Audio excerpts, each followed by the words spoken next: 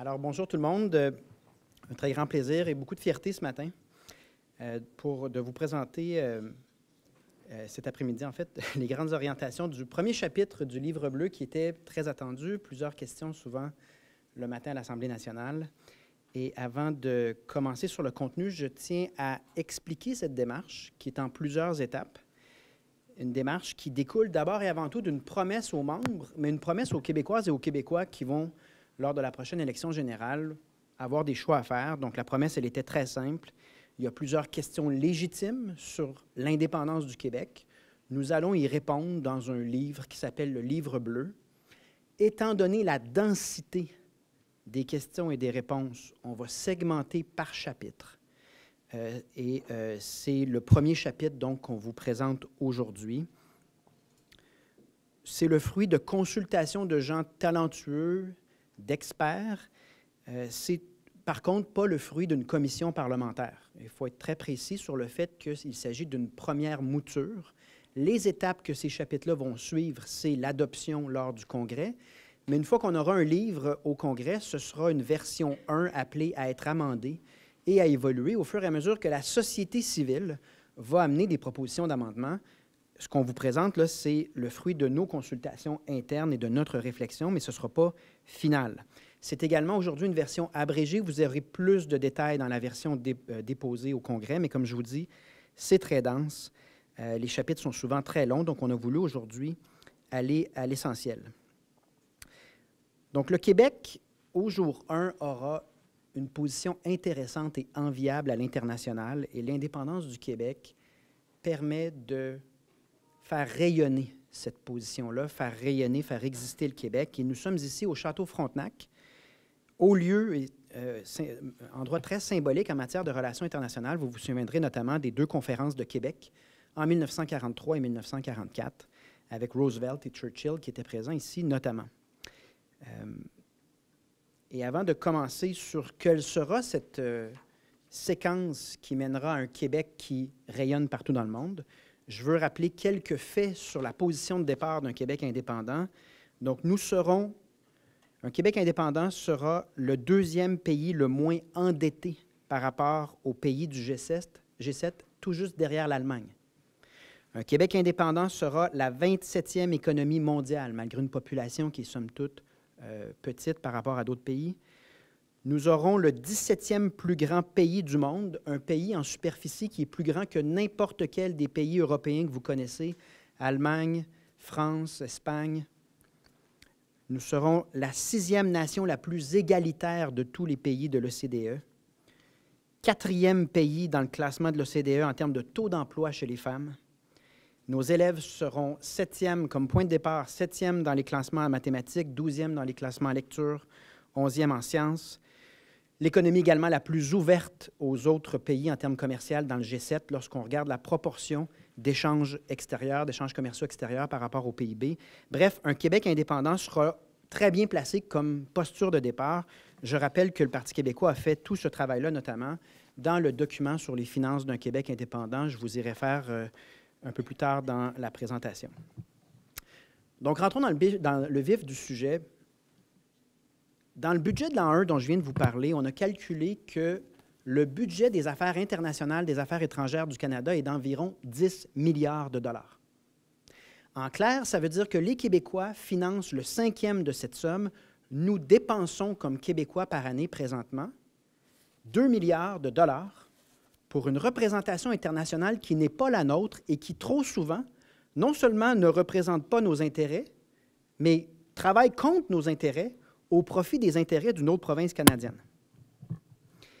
Ce 2 milliards de dollars, non seulement c'est une somme astronomique qui parle de gaspillage, mais il se compare aux 140 millions que les relations internationales du gouvernement du Québec, dont nos relations internationales disposent sur une base annuelle. Donc, il faut comprendre d'une part, la disproportion entre les moyens dont on dispose à Québec et ceux à Ottawa, mais surtout que ces 2 milliards de dollars pourraient être dépensés différemment. Donc, ce que je vous dis aujourd'hui, et c'est l'idée principale de la présentation, c'est que nous allons économiser 1 milliard et se doter d'une représentation internationale qui parle pour nous et pour nous seulement.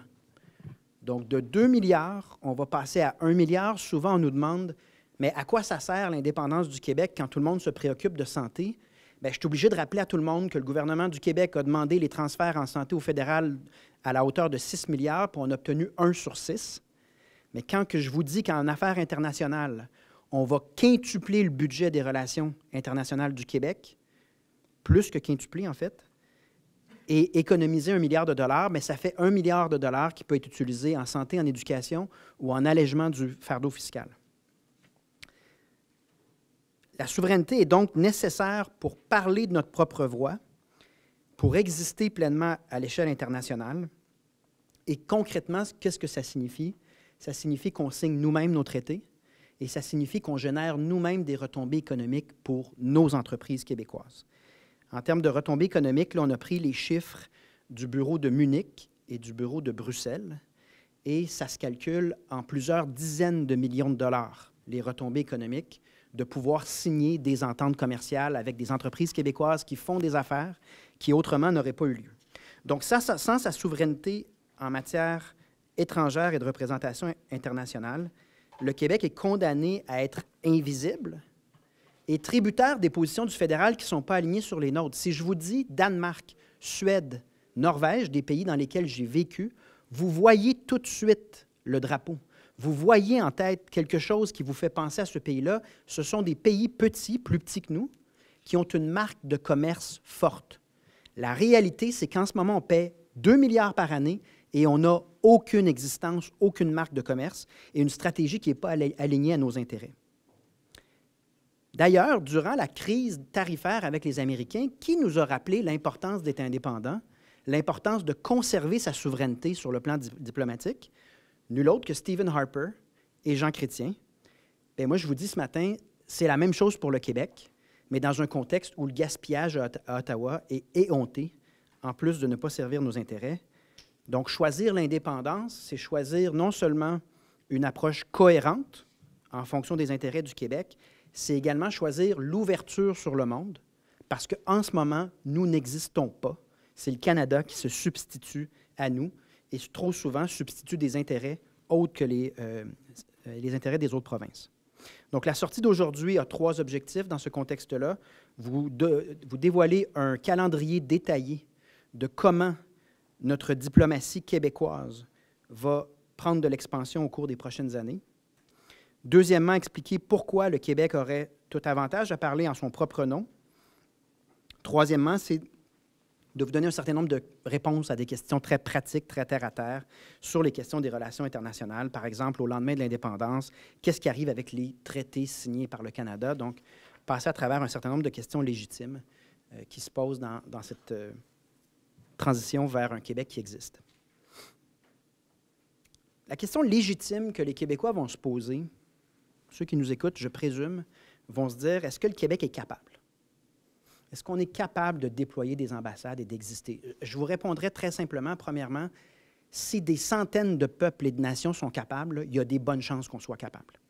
Mais plus précisément, plusieurs petites nations tirent leur épingle du jeu et tirent leur épingle du jeu mieux que des grandes nations.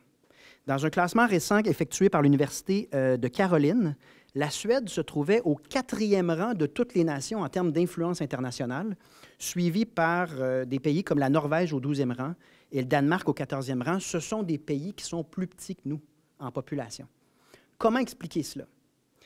Les petits pays ont du soft power, je le mets entre guillemets, là, mais une puissance douce, ça se traduit mal, mais une agilité tranquille qui permet d'influencer autrement que de jouer au plus fort. Et c'est ce qui, à mon avis, là, c'est ce qui nous attend, c'est le destin auquel je nous appelle, agir en québécois à l'international. Ça veut dire quoi?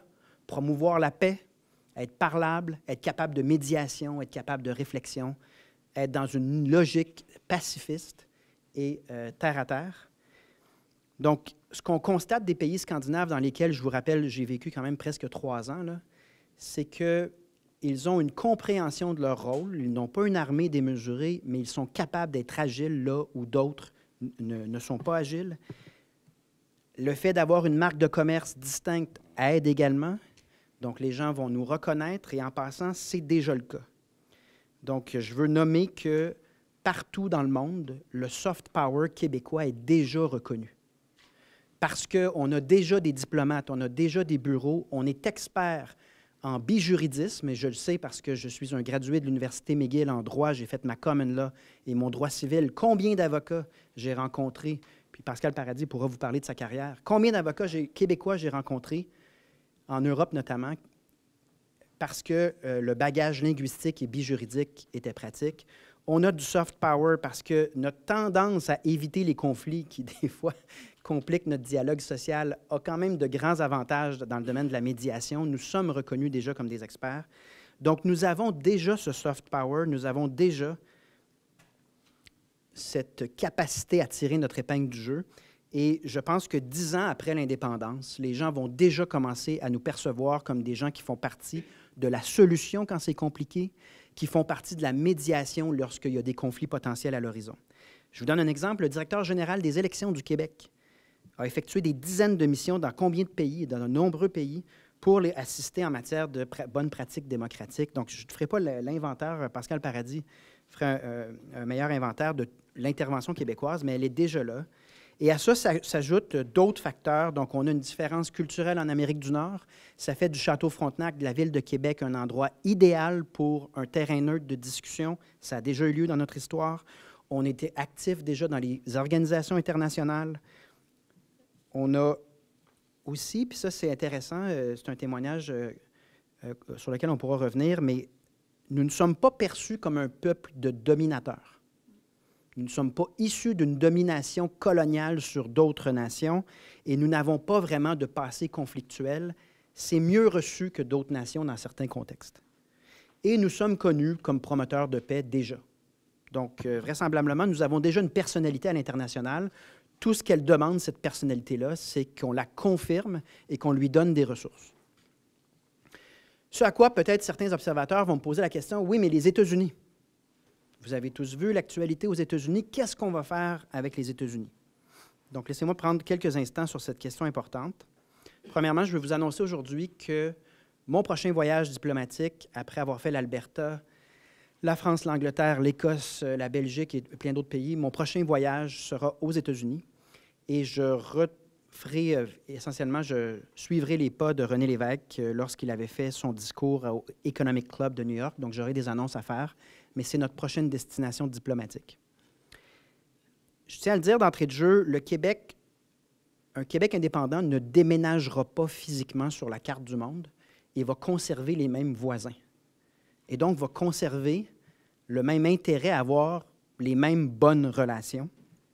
Concrètement, ce que ça veut dire, c'est que nous avons tout avantage à avoir des relations directes, constructives avec les États-Unis, dans un contexte où maintenant il n'y a plus de doute, le Canada n'est pas un bouclier. C'est une cacophonie d'intérêts désorganisés et le plus récent chapitre de cette cacophonie était pour le moins spectaculaire. On a Mark Carney, premier ministre du Canada, qui nous a dit le plus sérieusement du monde, on est très proche d'une entente. Le lendemain, il nous disait non, on est quand même assez loin d'une entente. Et le surlendemain, Doug Ford publiait, sans avertir personne, des publicités qui allaient nous attirer un 10 % de tarifs de plus. Donc, est-ce que le Québec a été consulté ou même informé de quoi que ce soit, alors que ce sont nos intérêts économiques? Évidemment que la réponse, c'est jamais. On n'était pas dans le coup. Donc, le Canada, actuellement, comme je vous disais tantôt, nous oblige à ne pas exister alors que nos intérêts sont en jeu. Donc, dans ce contexte-là, et c'est la même chose sur le plan militaire, l'armée du Canada ne peut pas nous défendre contre une armée 20 fois plus importante. Là. Donc, constatant l'échec des positions canadiennes qui, en fait, n'existent pas, ce sont des provinces qui parlent pour elles-mêmes de manière désorganisée, nous avons intérêt à parler de notre propre voix et d'avoir une diplomatie à Washington, une diplomatie qui, je vous le dis, va être moins arrogante et beaucoup plus terre-à-terre que la diplomatie du Canada au cours des dernières années. Il y a des irritants avec le Canada partout dans le monde. L'administration Trudeau s'est fait connaître pour un vide intellectuel abyssal et une arrogance qui consiste à donner des leçons à d'autres nations, là, ça n'a pas bien passé, mais pas juste aux États-Unis. N'importe qui suit ça, là, sait que notre cote diplomatique en a perdu beaucoup. L'image des Québécois puis notre personnalité n'a pas du tout cette arrogance-là. On est beaucoup plus, je dirais, modeste, mais cette modestie-là va nous servir en diplomatie parce qu'on n'est pas conflictuel. Et ça veut dire que dans le cadre de relations commerciales avec les États-Unis, on va simplement partir du point de départ qu'on a déjà d'excellentes relations et qu'on a intérêt à favoriser la stabilité des activités des entreprises américaines comme des entreprises québécoises dans le cadre de relations qui doivent et qui vont continuer. Ce qui veut dire que pour la voie maritime du Saint-Laurent, on va évidemment obtenir avec l'indépendance le contrôle de ça. Bien, on va continuer les affaires exactement comme elles ont lieu en ce moment, suivant les mêmes paramètres, de manière à générer de la stabilité. Et c'est important de mentionner que l'économie du Québec est très utile aux États-Unis et elle est différente de celle du Canada en ce qu'on a une économie un peu plus diversifiée que ce qu'on voit dans les autres provinces canadiennes, notamment lorsqu'on regarde les échanges avec l'Europe. Mais le Québec accapare 30 des échanges avec l'Union européenne, alors que notre poids démographique est plus autour de 20 Donc, on a une économie utile aux États-Unis en termes de ressources et diversifiée par rapport à celle du reste du Canada. Donc, la stabilité et l'utilité de notre offre aux Américains sera le point de départ de relations qui ressemblent à celles du Canada ou ressemblent à celles des autres provinces avec Washington, mais à la différence que, pour une fois, on va parler en fonction de nos intérêts. On va pouvoir offrir aux Américains des solutions qui autrement n'existent pas, comme ce fut le cas dans plusieurs des interventions du Parti québécois où finalement on n'a pas été entendu et on se retrouve quelques années plus tard à voir que la position du Parti québécois avait du sens, à tout le moins du point de vue américain. Une autre question qui se pose, c'est les relations multilatérales. Donc, la question essentiellement, c'est de voir où se situe le Québec dans une multitude d'ententes qui existent déjà. Je rappelle quelques principes de base. Donc, un Québec sur la scène internationale va toujours être un promoteur de paix, de respect de la souveraineté des peuples, de diversité culturelle et linguistique et de dialogue. Donc, ça, c'est notre point de départ. Et c'est un monde, disons-le, qui est de plus en plus géopolitiquement instable. Donc, il y a un intérêt de notre point de vue à veiller à nos intérêts. Rappelons que dans certaines périodes de l'histoire du Québec et du Canada, les Canadiens français de l'époque ont servi de bouclier de chair à canon où leurs intérêts n'ont pas été considérés convenablement dans le cas de guerre notamment. Il y a un intérêt à veiller sur notre sécurité puis nos billes dans un monde qui évolue quand même assez rapidement. Et donc se pose la question, comment le Québec va faire avec les quelques 4300 traités déjà existants qui sont signés par le Canada? Vous trouverez la réponse dans la Convention de Vienne qui, essentiellement, prévoit la continuation des traités. Donc, un Québec indépendant va simplement dire « nous continuons chacun de ces traités-là ». Ça ne veut pas dire qu'ensuite, on ne peut pas renégocier, mais c'est la même logique que pour les affaires commerciales. Toutes les entreprises, qu'elles soient américaines, canadiennes ou québécoises, vont vous dire « nous, notre intérêt, au lendemain de l'indépendance, c'est que nos affaires et nos profits continuent ». Donc, évidemment que tant la coutume que les traités vont prévoir la continuité de ce qui est déjà en vigueur dans un environnement qui est beaucoup plus standardisé sur le plan commercial qu'en 1995, parce que les vagues de mondialisation ont mené à des normes qui ne sont pas à renégocier, là, elles sont standardisées. Donc, le droit le prévoit. Et nous, ce sera ça notre objectif, assurer cette stabilité-là, puis ensuite, on pourra discuter avec chacun des partenaires. Ce qui nous amène au calendrier de déploiement de nos activités internationales. Donc, essentiellement, on prévoit un certain nombre d'étapes graduelles qui nous amènent au statut de pays avec de l'influence partout dans le monde. La première étape, elle a lieu avant l'indépendance du Québec. Dès l'arrivée au pouvoir du gouvernement du Parti québécois, nous allons doubler le nombre de pays dans lesquels le Québec a une présence à l'étranger.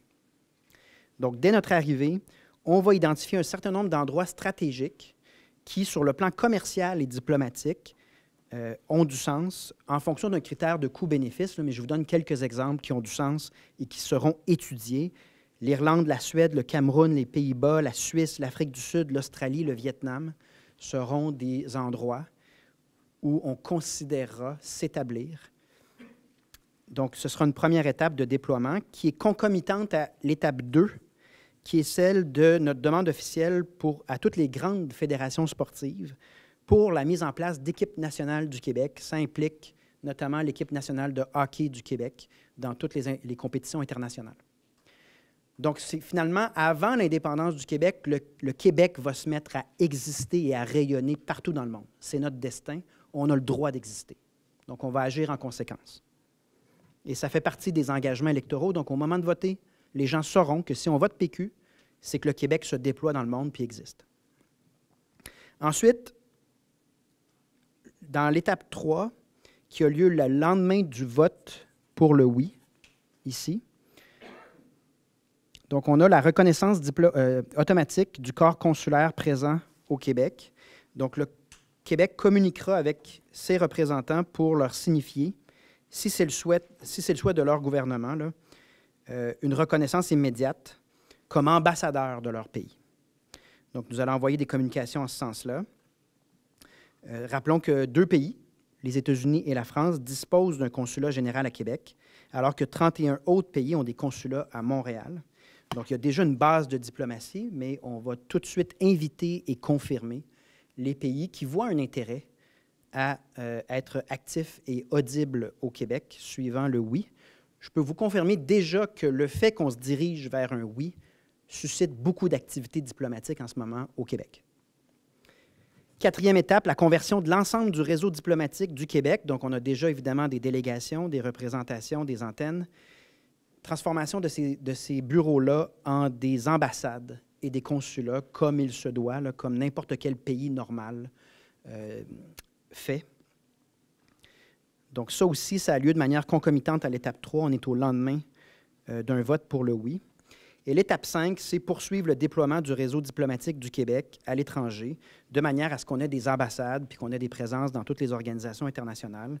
Donc ça, c'est également, dès le lendemain d'un vote pour le oui, le réseau diplomatique québécois va se déployer en totalité. Et dans le cadre d'un budget actuel, parce qu'on le paie déjà, là, la question que vous allez me poser, évidemment, c'est combien ça va coûter tout ça? On paie déjà 2 milliards. Le 2 milliards, il sort de notre poche à chaque année. Et faites le calcul de combien nous coûtent en ce moment nos bureaux, et faites le calcul du déploiement, et c'est raisonnable de dire qu'on est capable de rentrer à l'intérieur d'un budget de 1 milliard et non pas de 2. Donc, on génère une économie d'1 milliard. Et ça, c'est un commentaire que je vous avais fait à l'époque du budget de l'an 1. Je vous ai dit, on sous-estime les économies, parce que dans la méthodologie du budget de l'an 1, ce qu'on fait, c'est qu'on reconduit toutes les dépenses du gouvernement du Canada comme si c'est ça que le Québec ferait. Et la vérité, c'est qu'il y a énormément de bureaucratie et de gaspillage, en plus que c'est une représentation qui ne voit pas à nos intérêts correctement. Donc, ces 5 étapes-là permettront au Québec, dans un horizon d'une dizaine d'années, d'avoir un statut de pays. Et ce pays-là incarnera les valeurs que je viens de nommer et tirera son épingle du jeu. Et lorsque vous regardez les retombées économiques générées par des bureaux existants, ceux de Munich et ceux de Bruxelles, il faut comprendre que cet investissement-là va nous revenir en retombées économiques, en contrats, puis en développement de nos PME en des entreprises capables de prendre leur place à l'étranger. Et de toute façon, vous le savez, on n'a pas le choix parce que si le consensus des experts, c'est qu'il faut diversifier notre économie vis-à-vis des États-Unis qui sont en train de reconfigurer un certain nombre de choses, bien, il faut investir là-dedans maintenant. Et c'est le plan auquel le Parti québécois va convier les électeurs lors de la prochaine élection. Donc, c'est le tour d'horizon d'un Québec qui existe dans le monde et qui rayonne. Je vous rappelle en terminant que la mise au monde d'un pays crée en général un buzz. C'est le cas de la Slovaquie. Les études qu'on a mises dans le budget de l'an 1 démontraient que le PIB, dans les premières années de la naissance du pays, a augmenté per capita assez rapidement. Pourquoi? Parce qu'il y a énormément d'effervescence, énormément de nouvelles représentations et de nouveaux liens qui se tissent. Ça ne dure pas longtemps. Là. Dans le cas de la Slovaquie, de mémoire, c'était 2-3 ans d'effervescence économique. Ensuite, ça s'est stabilisé. Mais il y a un avantage à réussir ce projet-là parce que la mise au monde du Québec à l'échelle planétaire aura énormément de retombées et ce sera beaucoup plus plaisant et bon pour notre morale que d'accepter le déclin auquel le Canada nous condamne, exactement comme ce qui est arrivé à tous les francophones dans les autres provinces canadiennes. Donc, il y aura un choix devant nous Et ça fait le tour pour la question aujourd'hui des relations internationales. Donc, sur ça, je vais prendre vos questions.